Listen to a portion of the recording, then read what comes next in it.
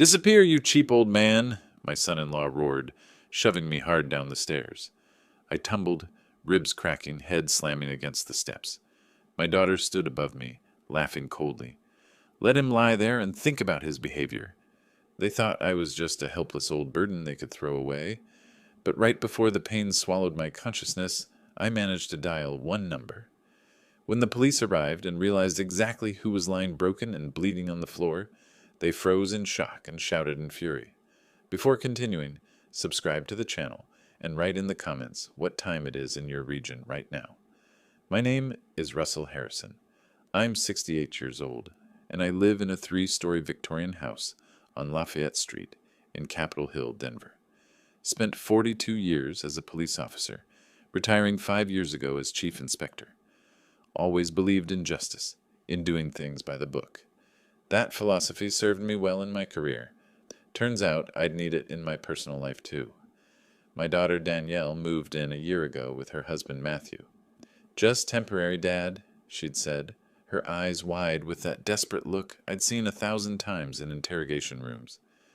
"Matthew's business hit a rough patch. We need a few months to get back on our feet." Danielle wasn't always like this. I remember her at 7, sitting on my shoulders at the 4th of July parade, sticky cotton candy in her hair, laughing at the fire trucks. She'd wanted to be a police officer too back then. Somewhere between that bright-eyed girl and the 35-year-old woman standing in my doorway with expensive luggage and an entitled expression, something had shifted. Matthew Cooper, my son-in-law, 37 years old, failed entrepreneur with a handshake like a dead fish, and eyes that never quite met mine. He'd swept Danielle off her feet 3 years ago with promises of luxury and success. The luxury came from maxed-out credit cards. The success never materialized. The first month was tolerable. They kept to themselves, made an effort to contribute. Matthew even helped me fix a broken fence post, though he complained about splinters the entire time. Danielle cooked dinner twice, burned it both times, then stopped trying. Month 2, the mask started slipping. I was in my workshop one Saturday afternoon, sanding down a cherry wood table I'd been crafting. Woodworking had become my retirement passion, the smell of sawdust and the rhythm of creation something that calmed my mind after decades of seeing humanity's worst. Through the open window, I heard Matthew on his phone in the backyard. "Yeah, the old man's loaded," he said, voice dripping with contempt. "House is worth at least $500,000, plus whatever he's got saved up. We just need to play it smart." I stopped sanding. The detective in me noted the tone, the calculation. I didn't confront him. Not yet.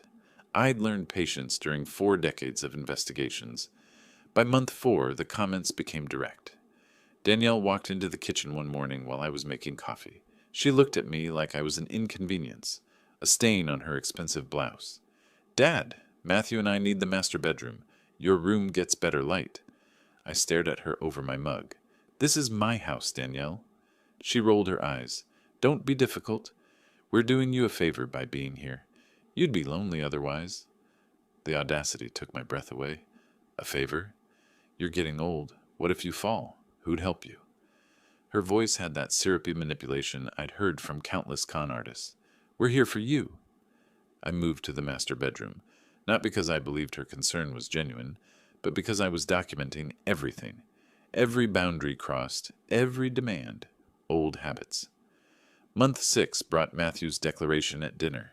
He'd made himself at home, feet up on my coffee table, eating takeout from containers that cost more than I'd spent on groceries in a month. "Russell, I've got a business opportunity. Tech startup. Ground floor investment. I need 50 grand. I set down my fork carefully. $50,000. It's a sure thing. You'd get it back triple in a year. He said it like he was doing me a favor, like my money was already his. "No." The word hung in the air like a gunshot. Matthew's face darkened. Danielle's eyes went cold. "Dad, don't be selfish," she snapped. "We're family. Family helps each other." "Family doesn't treat each other like ATM machines," I replied, my voice level. Years of testifying in court had taught me to stay calm when everyone else lost control. Matthew stood up, and for a second I saw genuine anger flash across his face. "You're being unreasonable.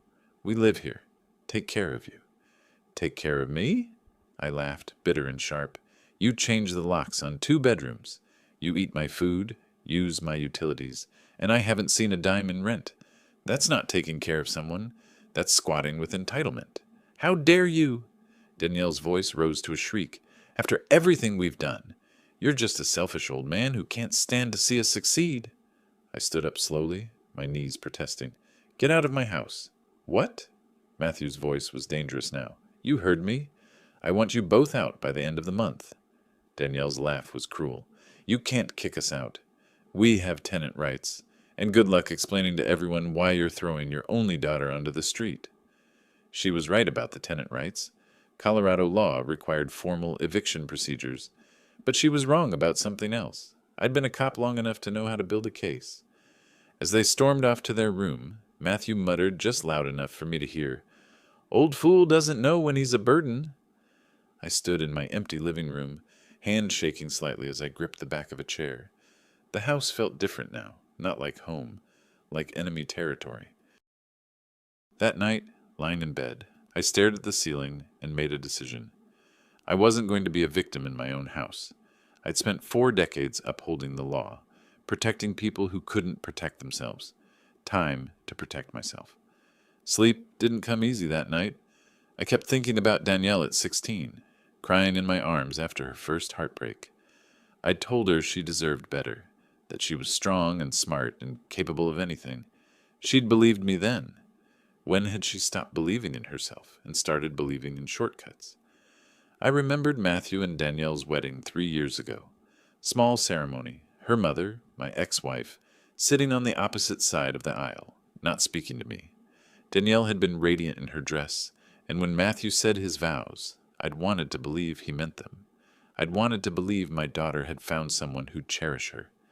Sitting at the reception, watching them dance, I'd caught Matthew checking his phone during their first dance. A small thing. A red flag I'd ignored because I wanted her to be happy.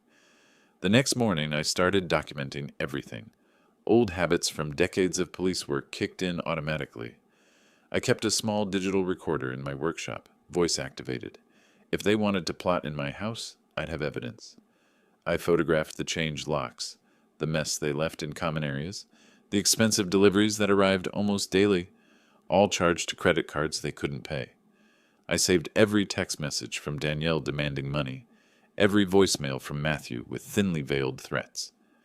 3 days after our confrontation, I was in my workshop when I heard them in the kitchen directly below. The vents carried sound perfectly. We need to speed this up, Matthew said. The old man's getting suspicious. He's always suspicious. It's the cop brain. Danielle's voice was dismissive. He can't prove anything. What if we just, I don't know, wait him out? He's 68. How much longer can he really? Don't be stupid.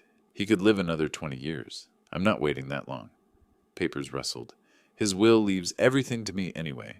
We just need to make life uncomfortable enough that he signs the house over willingly. Or we get power of attorney, claim he's losing it mentally. My hands stilled on the piece of oak I'd been planing, my own daughter, discussing me like I was already dead. Matthew laughed. Your mom would love that. Crazy old Russell can't take care of himself. The recorder captured every word. I thought about confronting them. 42 years of facing down criminals made me confident I could handle my own daughter and her parasitic husband. But anger clouds judgment. I'd seen too many cases fall apart because someone acted on emotion instead of evidence. That evening, I went for a walk around the neighborhood. Capitol Hill in February was cold. Snow piled along the sidewalks, the mountain air crisp and sharp. I passed Mrs. Chen's house. She'd been my neighbor for 15 years. She waved from her window. Russell, haven't seen you much lately. Been busy, Margaret. How's your hip? Better. Those kids of yours keeping you company? I forced a smile. They're keeping me on my toes. If she only knew. I walked past the houses I'd protected during my career. Robbery on Oak Street in 2003. Domestic disturbance on Franklin in 2011. Missing person on Lafayette, found safe in 2017. I knew every street, every shortcut, every story. This was my neighborhood, my city, my home, and I'd be damned if I let anyone take it from me. Back at the house, I found Matthew in my study, rifling through my filing cabinet. "What are you doing?" He didn't even have the grace to look guilty. "Looking for the property deed. Danielle wants to know what the house is worth." "Get out of my office." "It's not your office anymore, Russell. It's our house, too." He smirked, that entitled twist of his lips that made my fists clench. "Legally, we're residents. We have rights." I stepped closer, and years of commanding crime scenes made my voice cut like ice. "Touch my files again, and tenant rights won't protect you from a trespassing charge." Something flickered in his eyes. Fear, maybe, or calculation. He left, but the message was clear. They weren't just staying. They were positioning themselves to take everything. That night, I sat in my workshop surrounded by half-finished furniture and the smell of wood shavings. My phone sat on the workbench, the recorder app active. I'd collected hours of conversations now. Conspiracy to commit fraud, elder abuse, attempted theft. I pulled out a legal pad and started making notes. Years of building cases had taught me to be methodical. Document everything, build an airtight narrative. Present facts, not emotions. But there was something else. Something they didn't know about me. Something that would change everything when the time came. I thought about my badge, locked away in a drawer upstairs. The commendations. The cases solved. The lives saved. I'd retired as chief inspector of the Denver Police Department. I'd trained half the current force. I'd built relationships with judges, prosecutors, fellow officers who'd walk through fire for me. Matthew and Danielle thought they were dealing with a helpless old man. A burden, an obstacle. They had no idea who they were really up against. I looked at my phone, at the growing file of evidence, and felt something shift inside me. Not anger, something colder, more focused. Determination. I'd spent my entire career fighting for justice, making sure the law protected the innocent and punished the guilty. I'd done it for strangers, for victims I'd never met, for a city that depended on officers like me to stand between chaos and order. Now it was time to do it for myself. I closed the legal pad and stood up, my knees protesting less than they had a week ago. Funny how purpose could make you feel younger. I had work to do, evidence to gather, a case to build. Matthew wanted to play games with an old man. Fine, but he was playing against a chief inspector with 4 decades of experience in taking down people far more dangerous than him. This was going to be interesting. The next few days I watched them differently. Not as a father watches his daughter and her husband, as an investigator watches suspects. Matthew had patterns. Every Tuesday and Thursday evening he disappeared for 3 hours. "Business meetings," he claimed. But when he returned, his clothes smelled like cheap beer and cigarettes, and I caught glimpses of poker chips in his jacket pocket. He was gambling, losing, judging by the increasingly frantic phone calls he took in hushed tones. One evening I stood in my workshop doorway and watched him pace the backyard. He was on his phone, voice tight with desperation. "I know I owe you, Tony. I just need another week. I've got something lined up." A pause. "No, it's solid. The old man's going to come through." The old man. Me. Their retirement plan. I almost laughed. The arrogance of assuming I'd just hand over my savings to cover his gambling debts. As if my decades of careful planning, of living modestly and saving responsibly, existed solely to bail out his poor choices. Danielle was subtler, but no less mercenary. She'd started bringing home real estate magazines, leaving them casually on the coffee table. Properties in Boulder, Aspen, places she could never afford. I caught her photographing my house, taking pictures of the crown molding, the original hardwood floors, the stained glass windows. "Just showing Mom how nice the place looks," she said when I asked. My ex-wife, of course. Barbara had always believed I'd retired with a fortune hidden away. The truth was more modest, a decent pension, some savings, the house. Comfortable, but not wealthy. Not enough to fund Danielle's champagne dreams on a beer budget. I started keeping detailed notes. Matthew's gambling schedule, the times they went through my mail, the days Danielle made calls to contractors, asking about home valuations. Every small theft, $50 from my wallet, bottles from my liquor cabinet, even the vintage watch that had been my father's, now mysteriously missing. The recorder in my workshop captured everything. Their plans grew bolder. They discussed forging power of attorney documents. They talked about finding a doctor who'd declare me incompetent. They even joked about which assisted living facility would take me. The cheaper, the better, Matthew had said, laughing. Why waste money keeping him comfortable? My daughter had agreed. I sat in my workshop that evening, listening to the playback, and felt something cold settle in my chest. Not anger anymore, something more clinical, more focused. This was no longer about family. This was a case. Suspect. 1. Danielle Harrison Cooper, 35, demonstrated clear intent to defraud and manipulate elderly parent for financial gain. Motive, greed. Method, emotional manipulation and legal coercion. Suspect 2. Matthew Cooper, 37, gambling addict with significant debt. Approximately $3,200 per week in poker losses based on overheard conversations. Motive, desperation. Method, intimidation and elder abuse. I pulled out my old case notebook, the leather-bound journal I'd carried for 20 years as chief inspector. The pages were mostly blank now, but the habits remained. Document everything. Build the timeline. Anticipate their moves. They thought they were so clever. Changing locks. Hiding mail. Whispering in corners. But they'd never investigated a crime in their lives. They didn't know how to cover their tracks, because they didn't realize they were leaving tracks to cover. I did. The front door slammed. They were going out, probably to another one of Matthew's business meetings. I waited until I heard his car pull away, then went into the master bedroom, the room that used to be mine. Danielle's laptop sat on the dresser, lid closed but not locked. Sloppy. I opened it. No password. Even sloppier. Her email was already logged in. I scrolled through her sent messages. There, an email to my ex-wife from 2 days ago. Mom, I think Dad's losing it. He accused Matthew of stealing from him yesterday. There was no money missing, but he insisted there was. I'm worried about his mental state. Maybe we should look into guardianship. Lies. Every word. But carefully crafted lies designed to build a narrative of incompetence. I took photos with my phone. Evidence for the evidence file. Her browser history showed recent searches. How to get power of attorney over elderly parent. Signs of dementia in seniors. Legal guardianship, Colorado. More photos. In the closet, stuffed behind her shoes, I found a folder. Inside were printouts of my bank statements. How had she gotten those?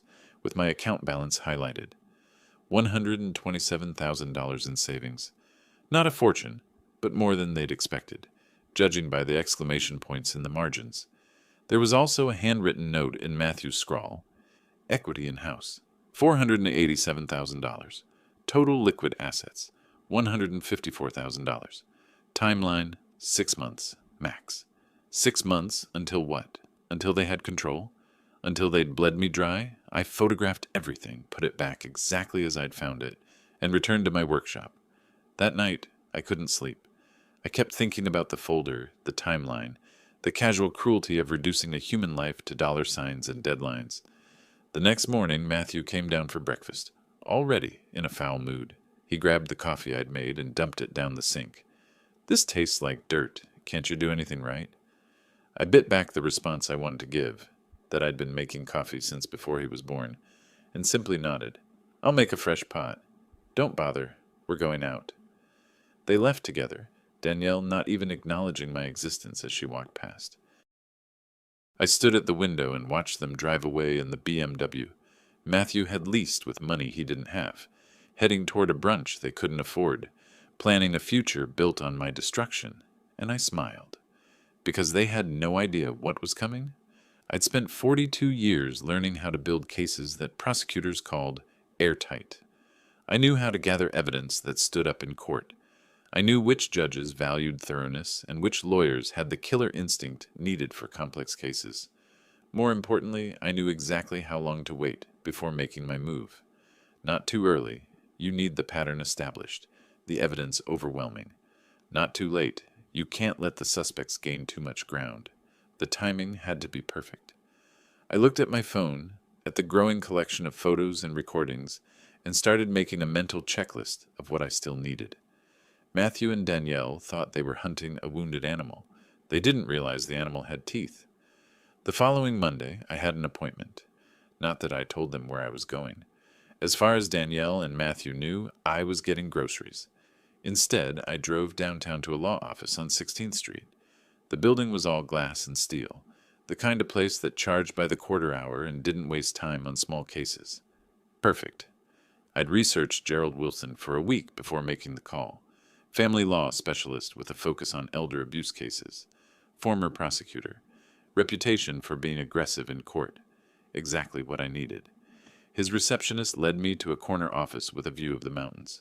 Wilson himself was late 50s, steel gray hair, and the kind of steady gaze that came from years of cross-examining liars. "Mr. Harrison, please, sit."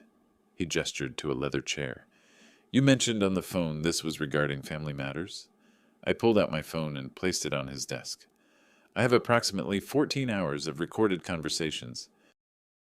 I also have photographs, bank statements, and a detailed timeline documenting attempted elder abuse and fraud." His eyebrows rose slightly. "That's thorough. I was chief inspector of Denver PD for 12 years, detective for 20 before that. I know how to build a case." Recognition flickered across his face. "Harrison, Russell Harrison, I remember you. You testified in the Mendoza murder trial, 7 years ago?" "8. Your firm handled the civil suit for the victim's family." He nodded slowly, leaning back in his chair. "What exactly are we dealing with here?" I spent the next hour laying it out. Every detail, every recorded conversation, every stolen dollar, every forged signature on documents they didn't know I'd found, every lie they'd told. Wilson listened without interrupting, occasionally making notes on a legal pad. When I finished, he was quiet for a long moment. "Mr. Harrison, I'll be direct with you. This is one of the most well-documented cases of elder abuse I've seen in 20 years of practice. You have them dead to rights on multiple felonies." "I know. What's your goal here? Criminal prosecution? Civil suit? Both?" "Both. I want them held accountable under the law, every applicable law." He smiled slightly. "You don't do things halfway, do you?"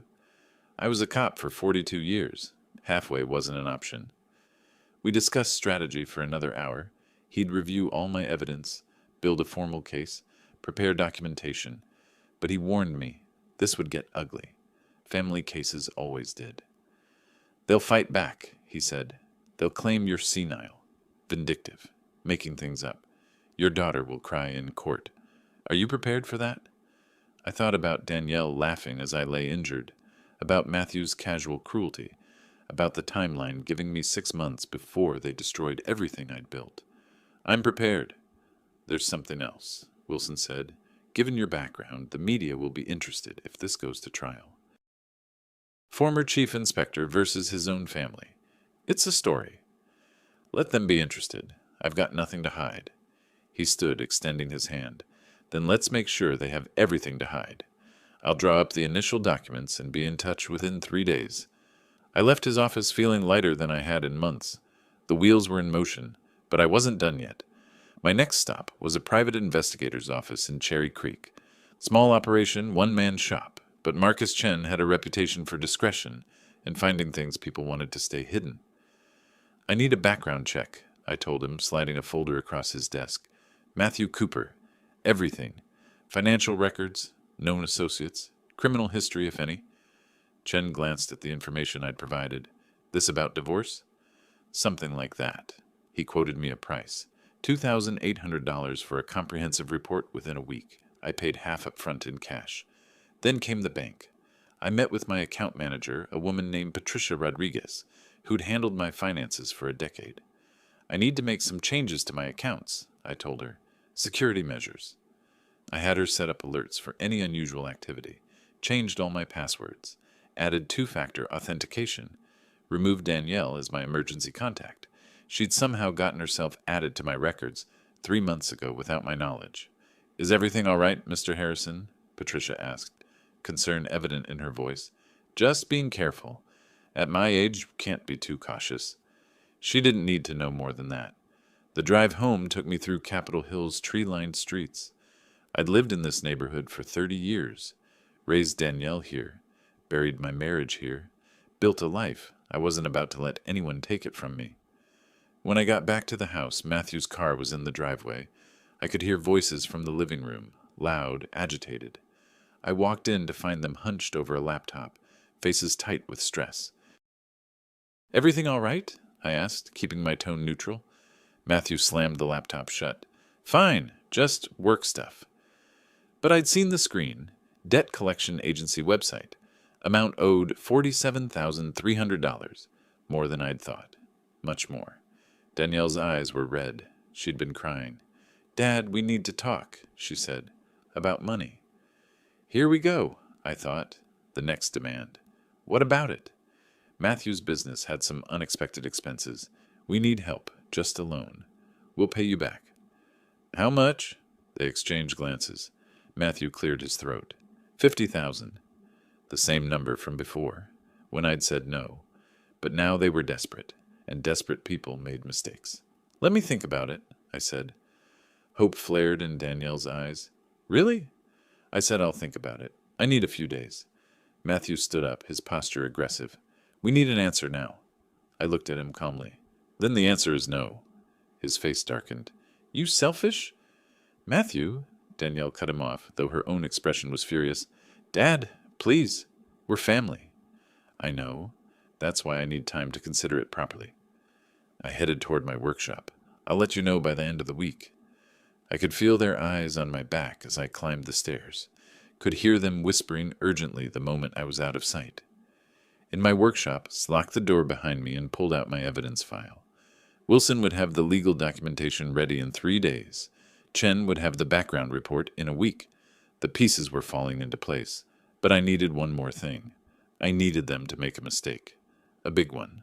Something undeniable that would remove any shadow of doubt when this went to court. And if there was one thing I'd learned in 4 decades of police work, it was this. Desperate people always make mistakes. All I had to do was wait for it. I sat at my workbench, running my hand over the smooth surface of the cherry wood table I'd been building. Patience had always been my strength. Watching. I waited. I let them reveal themselves through their own choices and behavior. That's when I finally understood how to make them answer for everything they had done. Not with rage, not with vengeance, through their own greed, their impatience, and their unshakable belief that I was nothing more than a frail old man they could easily outmaneuver. I gave a small, quiet smile inside my workshop. The groundwork was laid. Now I simply had to let them step right into the consequences they were creating for themselves. 2 days later, the situation shifted. It was early evening. I'd spent the afternoon in the workshop, applying the final coats of varnish to a bookshelf. The warm, clean smell of lacquer filled the space, and for a few hours I had almost managed to put everything else out of my mind. Almost. Around 7 I heard Matthew's car roll into the driveway. The engine went silent, then came the sharp slam of a door. A second slam followed. He was clearly in one of his tempers. I put my tools away and started down the stairs. The staircase from the upper floor to the main level was steep, 12 steps. Oak handrail I had refinished myself 5 years earlier. Solid work. You still had to be careful on those steps. When I reached the bottom, Matthew was already standing in the entryway, face flushed, eyes red-rimmed. The sharp scent of alcohol reached me from several feet away. "Good evening," I asked evenly. He spun toward me. "Where's the checkbook?" "It's in my office." "Why?" "I need it." "No." His jaw tightened. "I'm not asking permission, old man. I need money. Now." I kept my voice level. "The answer is still no." Danielle appeared from the kitchen, phone in hand.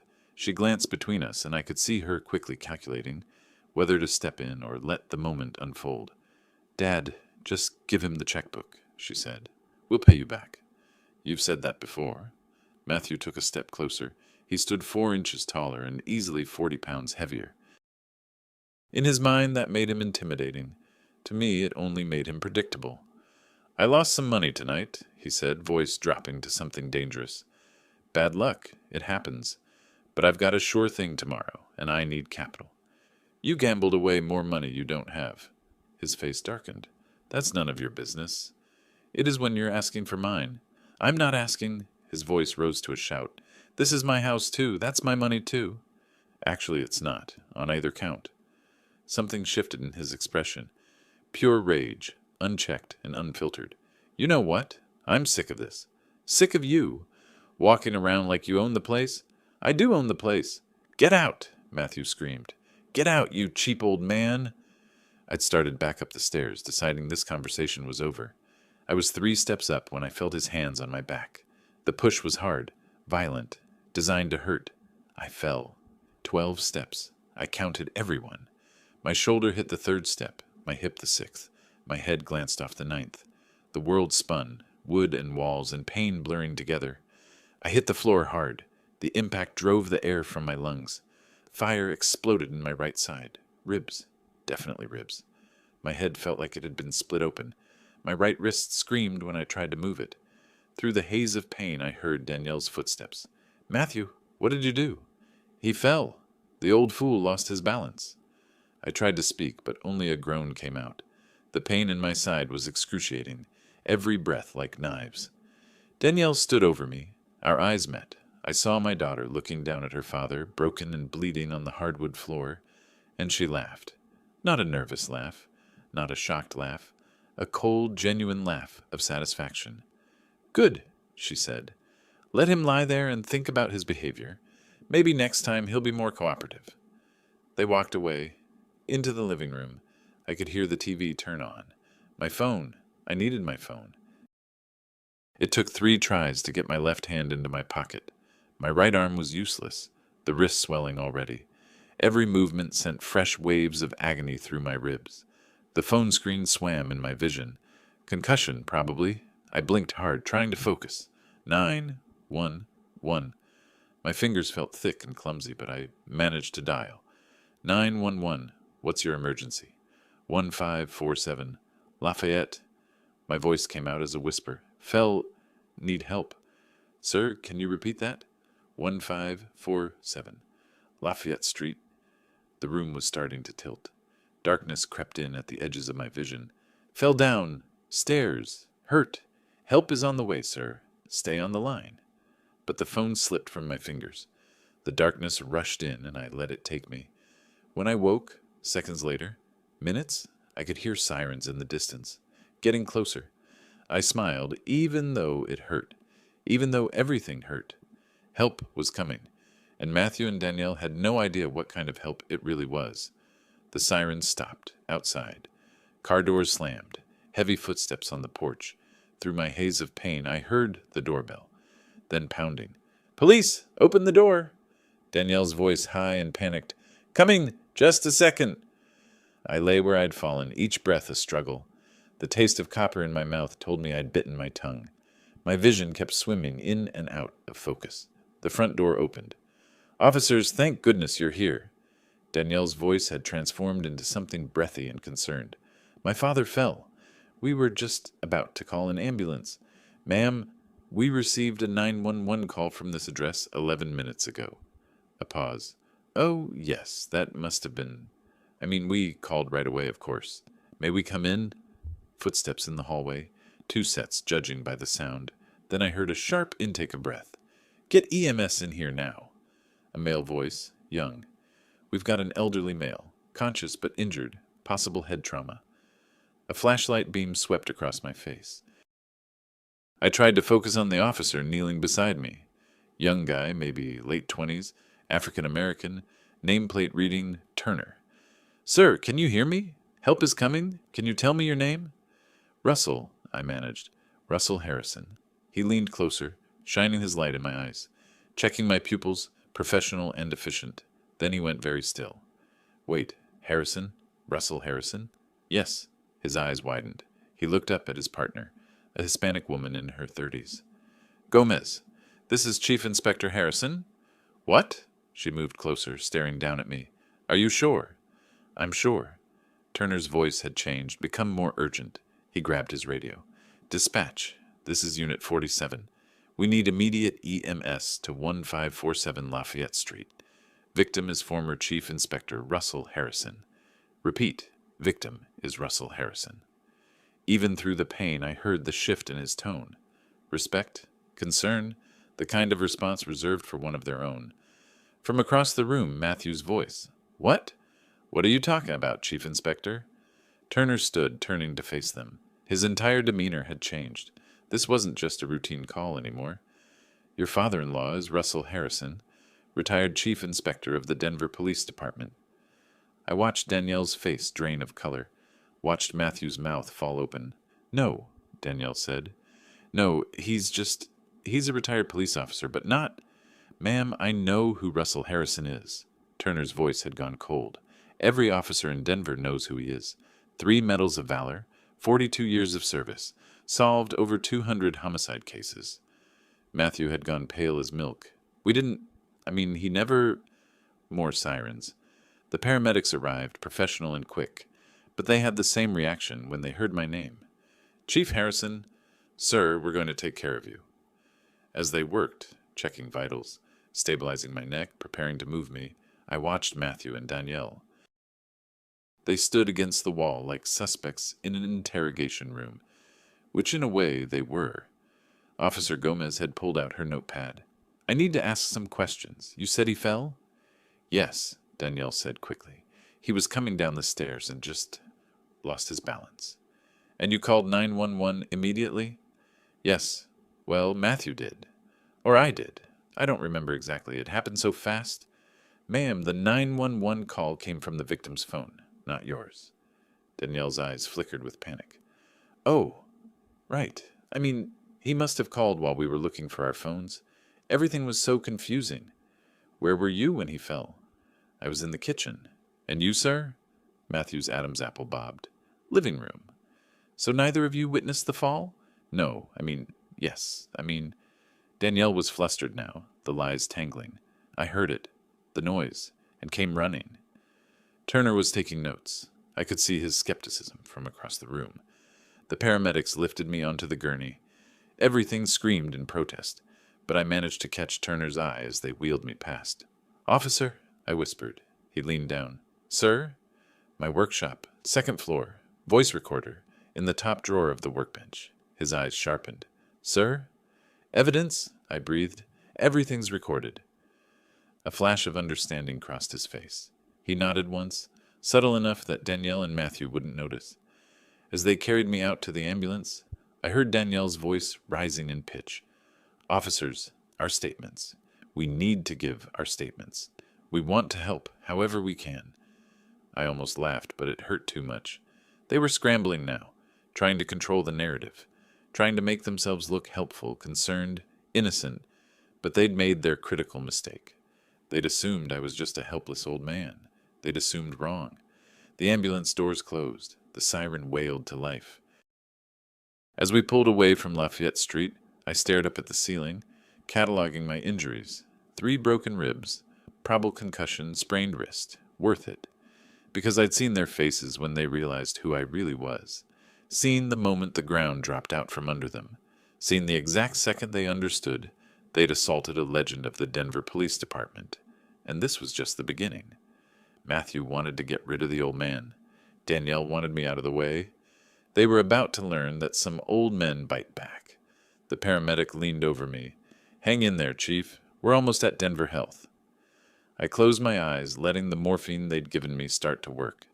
Somewhere in that house, Officer Turner was probably already climbing the stairs to my workshop, already finding the recorder with 14 hours of Matthew and Danielle, plotting, scheming, admitting to their plans, already building a case that would destroy them. I'd spent my entire career putting criminals behind bars. Tonight, I just added 2 more to the list. My daughter, my son-in-law. Justice doesn't care about blood relations. I'd taught that to every detective I'd ever trained. Time to prove I still believed it. I woke in the hospital the next morning to find Brian Morgan sitting beside my bed. Brian, Detective Brian Morgan, had been my partner for 8 years before I made Chief Inspector. We'd worked hundreds of cases together, shared countless stakeouts, saved each other's lives more than once. He was 52 now, graying at the temples, but his eyes still had that sharp investigator's focus. "Old friend," I croaked. My throat felt like sandpaper. He leaned forward, relief washing over his face. "Russell, how are you feeling?" "Like I fell down 12 stairs." A ghost of a smile. The doctors say you're lucky. 3 broken ribs, concussion, sprained wrist. Could have been worse. Could have been better if my son-in-law hadn't pushed me. Brian's expression hardened. Tell me everything. So I did.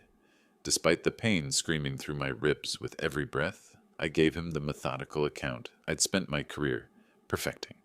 The timeline of abuse, the recordings, the evidence I'd collected, the gambling debts, the overheard conversations about getting rid of me. Brian took notes, his jaw tightening with every detail. The recorder's in my workshop, I finished. Top drawer of the workbench. Turner should have found it last night. He did. I listened to some of it this morning. Brian shook his head. Your own daughter, Russell. Not the daughter I raised. That girl disappeared somewhere along the way. He stood, pacing to the window. They gave statements last night. Said you fell. Said they immediately tried to help. Classic cover story. But the 911 call came from my phone. Exactly. Timeline doesn't match their version. Plus, Turner noted their demeanor was off. Too calm for people whose father had just suffered a serious fall. He turned back to me. I'm going to nail them, Russell. For you. For the law, Brian. Not for me. Do it right. Always. He paused. There's something else you should know. Word spreading. About who you are. About what happened. Good. His eyebrows rose. Good? I smiled, though it hurt. Let them know. Let everyone know that they assaulted a chief inspector. Let them understand exactly what kind of trouble they're in. Over the next few days, Brian worked the case like it was a homicide. He interviewed the neighbors. Mrs. Chen from next door testified she'd heard shouting and a loud crash. The Johnsons across the street confirmed they'd seen Matthew stumbling drunk into the house hours before. Mr. Rodriguez, 2 doors down, mentioned hearing arguments about money multiple times over the past months. The medical examiner's report came back definitive. My injuries were inconsistent with a simple fall. The bruising pattern on my back showed clear handprints. Matthew's handprints, once they compared measurements. Brian came to see me on the 4th day, a satisfied look on his face. We've got enough for arrest warrants. 2nd-degree assault for Matthew. Failure to render aid for Danielle. Maybe accomplice after the fact, depending on what the DA wants to pursue. When? Tomorrow morning, early. We'll bring a full team. I want to be there. Russell, you're in the hospital. I'll be fine. I need to see their faces when it happens. He studied me for a long moment. All right, but you're staying in the car. The next morning, I sat in Brian's unmarked sedan outside my house at 6:15. My ribs were taped, my arm in a sling, but I wouldn't have missed this for anything. 6 patrol cars pulled up. Officers poured out. I counted 8, plus Brian and 2 detectives from the domestic violence unit. Serious numbers for a serious crime. Brian led the group to the front door. Knocked hard. Through the car window, I watched Danielle open the door. Even from a distance, I could see her confusion shift to alarm as she took in the crowd of uniforms. Brian said something. Danielle shook her head, gesturing. Then Matthew appeared behind her, hair disheveled, still in pajama pants, and froze. Brian held up the arrest warrant. I couldn't hear his words, but I'd heard that speech 100 times. I could see Matthew's face go from confusion to shock to stark white terror. Matthew Cooper, you're under arrest for 2nd-degree assault on former Chief Inspector Russell Harrison. Even from the car, I saw Matthew's mouth drop open. Saw him say something, probably, What? What, Inspector? His hands coming up in a defensive gesture. Danielle was shouting now. I could hear her voice, rising, shrill with panic. My father's just a retired officer. This is ridiculous. Officer Turner, the young officer from that first night, stepped forward. His voice carried across the yard. Ma'am, your father is Russell Harrison. 42 years with Denver PD. 3 medals of valor. Solved 237 homicide cases. He's not just a retired officer, he's a legend. The color drained from Danielle's face like someone had pulled a plug. Matthew tried to back away, but 2 officers were already moving in. They turned him around, pulled his arms behind his back. The click of handcuffs echoed across the quiet morning street. Neighbors were coming out now. Mrs. Chen on her porch, hand over her mouth. The Johnsons standing in their driveway, watching, curtains twitching in every window on the block. This wasn't just an arrest. This was public shame, community judgment, everything Matthew and Danielle had tried to avoid by maintaining their facade of concerned family members. Danielle was crying now, but Brian was reading her rights too. Danielle Harrison Cooper, you're under arrest as an accomplice. They loaded both of them into separate patrol cars. As Matthew's car pulled away, he looked toward Brian's sedan. Our eyes met through the window. I smiled. Just a small smile, but I made sure he saw it. Made sure he understood that this wasn't accidental. This wasn't bad luck. This was consequences. Matthew's face contorted with rage and fear before the car turned the corner. Brian came back to the sedan, sliding into the driver's seat. "How do you feel?" he asked. "Like justice is working the way it should." He started the engine. "The DA's office is already getting calls from the media. Former chief inspector assaulted by his own family. It's going to be a circus. Let it be. I've got nothing to hide." "They're going to fight this, Russell. They'll lawyer up, claim it was an accident, that you're confused from the head injury." I pulled out my phone, opened the file where I'd been storing evidence for weeks. "Let them try. I've got 14 hours of recordings, photos of their document searches, text messages demanding money, a timeline of escalating abuse. I've been building this case since the day I realized what they were planning." Brian glanced at the phone, then at me, shaking his head with something like admiration. "Once a cop, always a cop." "They thought they were hunting a wounded animal," I said. "They didn't realize the animal had been hunting them right back." They released me from the hospital 4 days later. Brian picked me up, drove me back to Lafayette Street. The house felt different. Empty, but in a good way. The tension that had filled every room for months was gone. I could breathe again. Brian helped me change the locks, every single one. New keys, new deadbolts. My house, my rules, my security. "They made bail," he said as he worked on the front door.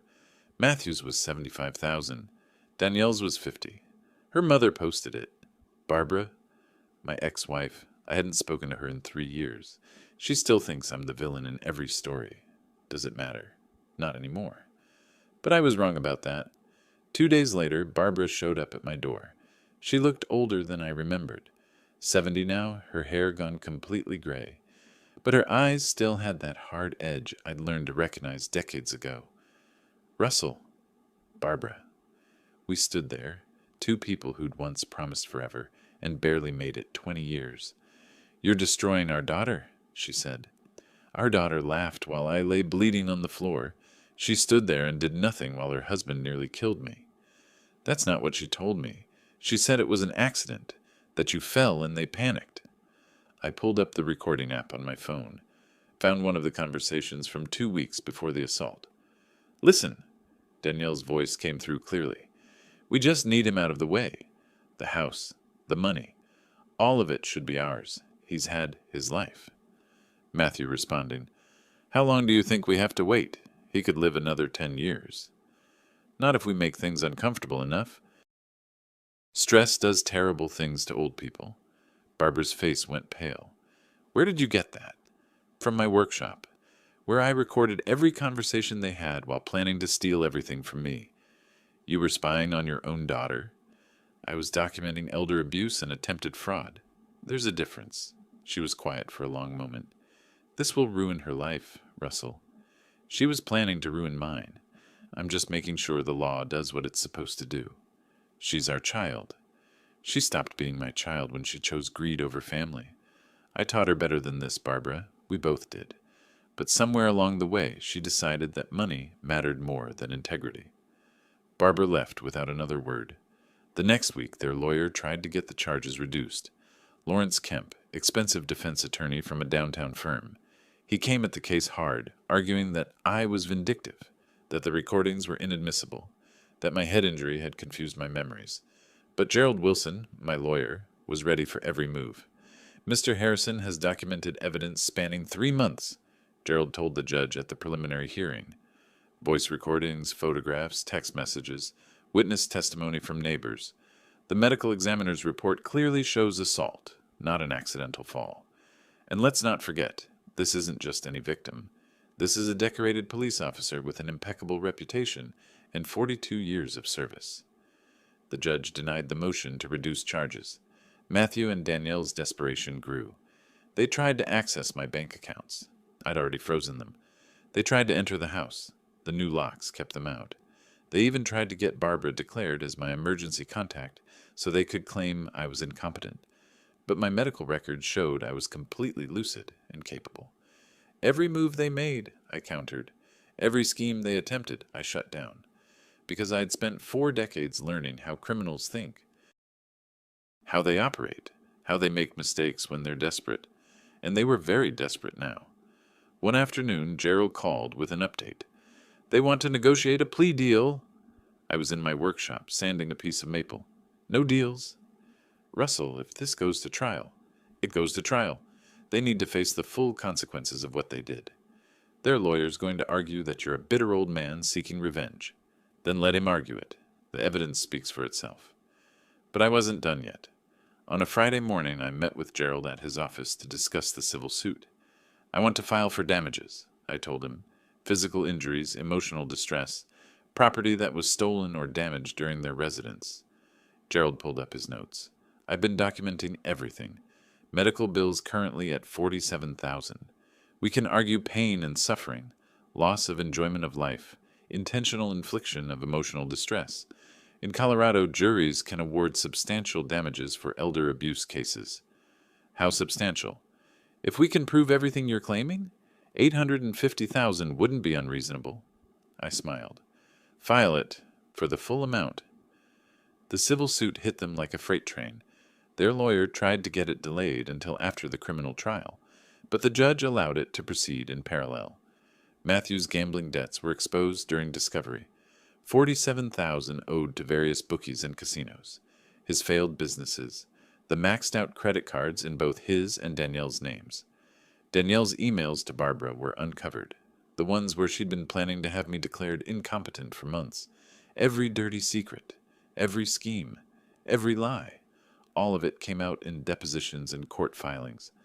I watched them squirm, watched their expensive lawyer's confidence crack, watched their story fall apart piece by piece. This wasn't revenge. This was justice. And justice was methodical, thorough, and absolutely merciless when the evidence was this clear. One evening, Brian stopped by with takeout. We sat in my kitchen eating Chinese food like we'd done 1,000 times during late-night stakeouts. The DA's offering them one last chance to plead out, he said. Matthew takes 3 years. Danielle takes probation and community service. And? They're considering it. Their lawyer knows they'll lose at trial. I set down my chopsticks. I want them to understand something, Brian. This isn't about punishment. It's about accountability.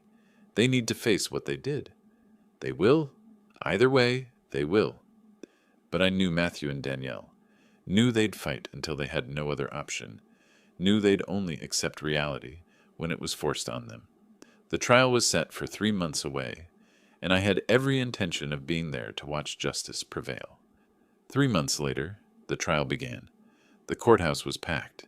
News crews lined the steps outside. Former colleagues from the department filled the gallery. This wasn't just another assault case. It was a statement about how we treat the people who've spent their lives protecting us.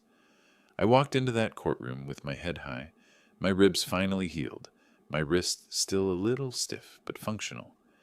Gerald Wilson walked beside me, briefcase in hand, confident and prepared. Matthew and Danielle sat at the defense table with Lawrence Kemp. Matthew looked thinner, his expensive clothes hanging loose on his frame. Danielle kept her eyes down, hands twisted together in her lap. They looked defeated already. Good. The prosecution went first. The district attorney's office had assigned their best. Sandra Mitchell, a prosecutor with a reputation for thoroughness and a particular passion for elder abuse cases. She laid out the timeline with surgical precision. The year of escalating abuse, the financial manipulation, the recordings of them planning to get rid of me, the assault itself, the medical evidence. Then she called me to the stand. I took my seat, placed my hand on the Bible, and swore to tell the truth. Not that I needed the reminder. Truth was all I had. Sandra walked me through it. Every detail, every conversation, every moment of degradation and abuse. Mr. Harrison, can you describe what happened on the evening of the assault? I looked directly at the jury. I was coming down the stairs from my workshop. Matthew was drunk, angry about money he'd lost gambling.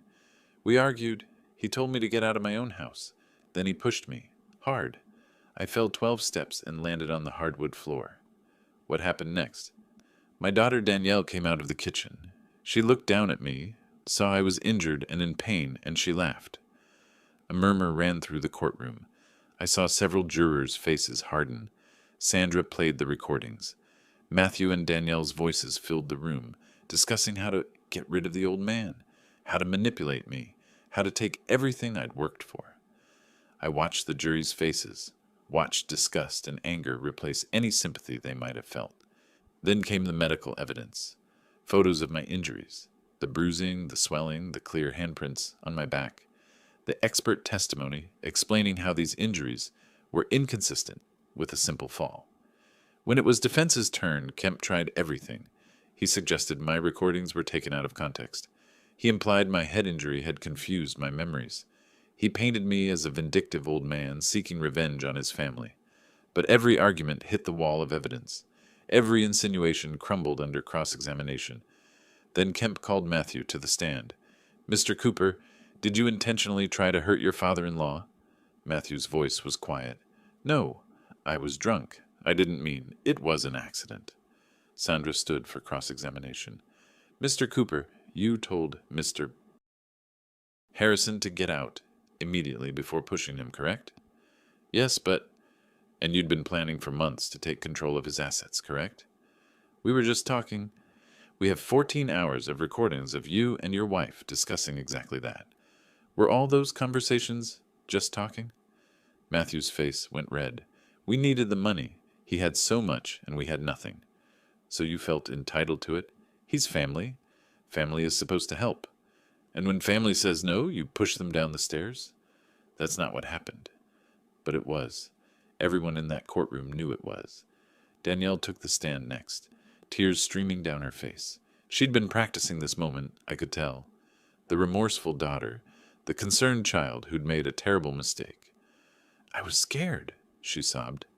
"Dad was on the floor, and I didn't know what to do. I know I should have called for help immediately, but I panicked." Sandra approached with the recording device. "Ms. Harrison Cooper, I'm going to play something for the jury." The recording was from 2 weeks before the assault. Danielle's voice clear and cold. "He's had his life. It's our turn now. If we have to wait for him to die naturally, we could be waiting 20 years. Danielle's face drained of color. "I didn't mean—" "You didn't mean what you said, or you didn't mean for anyone to hear it." The tears stopped. Danielle had nothing left. The trial lasted a week. Closing arguments were powerful on both sides, but the evidence told only one story. The jury deliberated for 3 hours. Guilty on all counts. I sat in the gallery and watched Matthew's head drop into his hands. Watched Danielle start crying again, this time with genuine despair rather than performance. Sentencing came a week later. The judge was Ruth Henderson, a woman I'd worked with on dozens of cases during my career. Fair, tough, no nonsense. She looked at Matthew and Danielle with something close to contempt. "This court has seen many things, but the deliberate abuse of a parent, a decorated public servant who spent his life protecting this community, is particularly egregious. Matthew Cooper, you are sentenced to 4 years in the Colorado Department of Corrections for second-degree assault." Matthew's shoulders shook. His lawyer touched his arm, but there was nothing more to be done. "Danielle Harrison Cooper, you are sentenced to 18 months for failure to render aid and acting as an accomplice." Danielle looked at me then, really looked at me, and in her eyes I saw the final realization. This was real. This was happening. Her father had destroyed her life the same way she'd tried to destroy his. "No," I thought, "I didn't destroy your life. You did that yourself." The civil suit was settled the same day. $850,000 in damages. Their lawyer tried to negotiate, but Gerald shut it down immediately. "Pay in full, or we'll garnish every asset, every paycheck, every penny they earn for the rest of their lives." They had no choice. The BMW was seized. The jewelry Danielle had bought on credit. Everything of value they owned went to pay the judgment. I walked out of that courthouse into the Denver sunshine, feeling lighter than I had in years. Justice had been served. Completely. Thoroughly. Without mercy. exactly as it should be. 4 months after the sentencing, I sat in my workshop on a cool afternoon, sanding a new table I'd been building. Oak this time with intricate joinery that required patience and precision, the kind of work that cleared my mind and reminded me why I love this craft. Matthew was in a medium security facility 2 hours outside Denver. I'd heard he was working in the prison woodshop, ironically enough, learning a trade he'd mocked when I practiced it. Danielle was serving her sentence at the Denver Women's Correctional Facility. Closer, but I hadn't visited. Didn't plan to. Their assets had been liquidated. Every penny of the $850,000 judgment had been paid. Some I'd donated to organizations supporting elder abuse victims. The rest I'd invested. Not for me. I didn't need it. But maybe someday it would do some good for someone else. A letter had arrived 3 weeks ago. From Danielle, prison stationery. Her handwriting still the same looping script I remembered from when she was a girl. Dad, I'm so sorry. I understand now what I did to you. I was wrong. I was greedy and cruel, and I destroyed our relationship. I know you probably won't forgive me, but I want you to know I've changed. I'm getting help. I want to be better. Please, can we talk? I'd read it twice, then folded it and put it in a drawer. Maybe in a year I'd respond, maybe not. Right now, I didn't owe her anything. She'd made her choices. Now she was living with the consequences. The house was quiet again, peaceful, mine. I'd started teaching a woodworking class at the community center on Saturday mornings. 8 students, ranging from teenagers to retirees, learning to work with their hands and create something beautiful. It felt good, productive, like giving back without giving in to people who didn't deserve it. The front door opened downstairs. Heavy footsteps on the stairs. Russell, you up there? Brian, I smiled. Workshop. He appeared in the doorway, 2 cups of coffee from the place down the street. Brought you the usual. You're a lifesaver. We sat in companionable silence for a while, watching the afternoon light filter through the window, dust motes dancing in the golden beams. How are you doing? Brian asked finally. Really? I considered the question. Good. Better than good, actually. I wake up without dreading what the day will bring. I work on projects I enjoy. I teach people who want to learn. The house is mine again. No regrets? About what? Holding them accountable. Making sure they face justice. I shook my head. They got exactly what they deserved. Not more, not less. The law worked the way it's supposed to. Brian nodded. You know, when this first started, I wondered if you'd go too hard. Let anger drive you instead of justice. I'm not angry anymore. Haven't been for months. Anger clouds judgment. This was never about anger. It was about making sure the system protected someone who couldn't protect himself in that moment. You could have protected yourself? I smiled.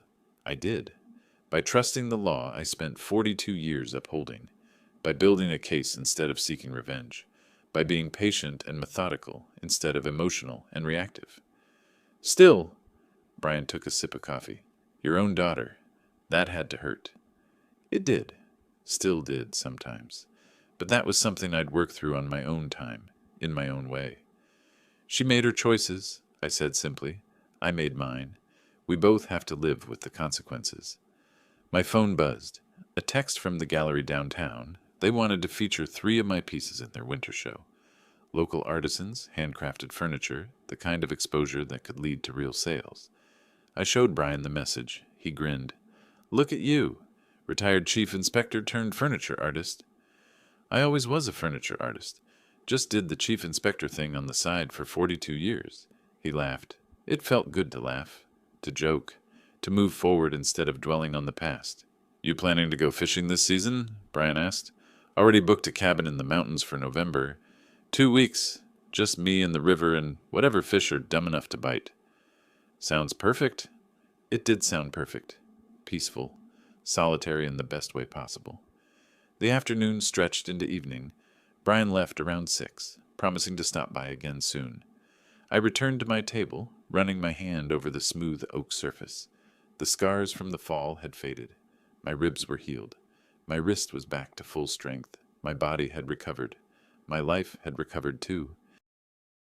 I looked around my workshop, the tools organized on the wall, the half-finished projects on the benches, the smell of sawdust and varnish that had become as familiar as breathing. This was home. This was peace. This was justice. Not the dramatic, explosive kind you see in movies. The quiet, methodical kind that actually works in the real world. The kind that holds people accountable through evidence and law, rather than violence and revenge. I'd spent my entire career fighting for that kind of justice for others. This time I'd fought for it for myself. And I'd won.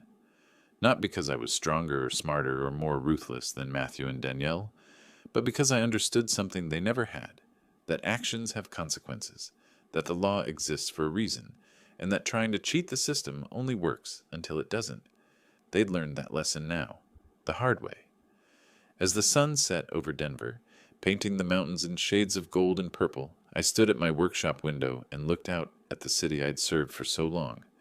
Somewhere out there, Matthew was in a cell, learning what it meant to face consequences. Danielle was too, finally understanding that actions born of greed and cruelty don't lead anywhere good. And here I was, free, whole, moving forward. Justice hadn't just been served. Justice had prevailed, exactly as it was always meant to. If you like this story, please like this video, subscribe to the channel, and share your impressions of this story in the comments. To listen to the next story, click on the box on the left. Thank you for watching.